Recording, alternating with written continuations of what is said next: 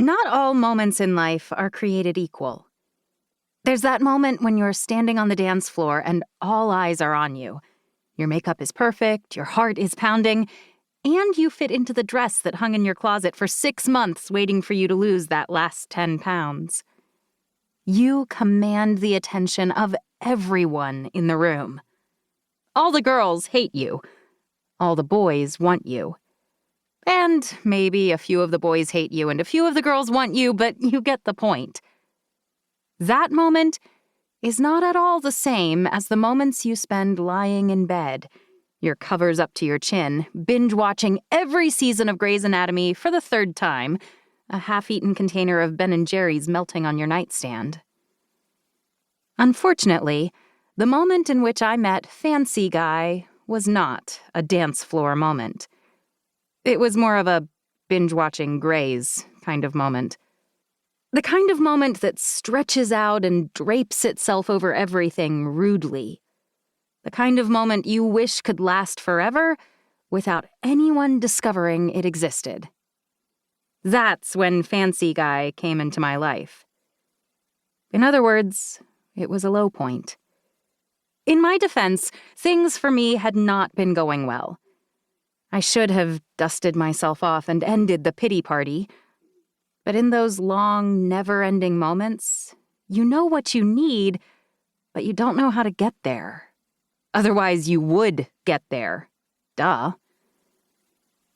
But that's why I was wearing an old t-shirt of Will's and boxers with Transformers on them. And that's why my hair was rucked up in the back.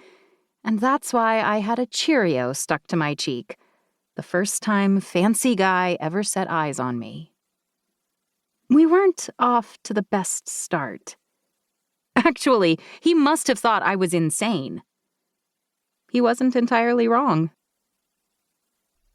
The first week of 2nd grade, I found a broken digital camera in a box of discarded junk when I went with Dad to the dump. Mom and Dad never cared what we did with garbage as long as it didn't smell, so I stuck it in my pocket.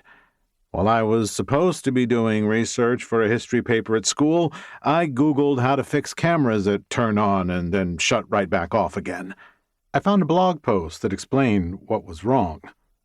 Once I got home, it only took me 20 minutes to fix it. I've been jonesing for that same feeling ever since. Taking something that was discarded and fixing it up so that people can use it is the best kind of high. There are very few joys in the world like turning garbage into treasure. Since then, I've repaired bikes, televisions, and shoes. I've replaced buckles on purses and made them look brand new, or close, anyway. I learned to patch tires until they work like new ones. Although, the guy at the tire shop fired me after 3 weeks for selling too many used tires. Apparently, the new ones have a higher profit margin. People throw away a lot of things in this world that could be saved if there weren't economic reasons to trash them. I suppose I shouldn't have been surprised when my friends started calling me Garbage Guy. But when the people who disliked me picked it up, it became something I couldn't get rid of, not even in high school or college. It didn't help that my dad bought a landfill. His entire family always found it absolutely hilarious that, with the last name of Fancy, he ran a landfill. But early this year, the city bought the land for an obscene amount, and now he's relocated his business to somewhere far cheaper. The upshot for me is that after a decade and a half of being mocked for a combination of my own proclivities, my surname, and my dad's occupation, I finally have a plan.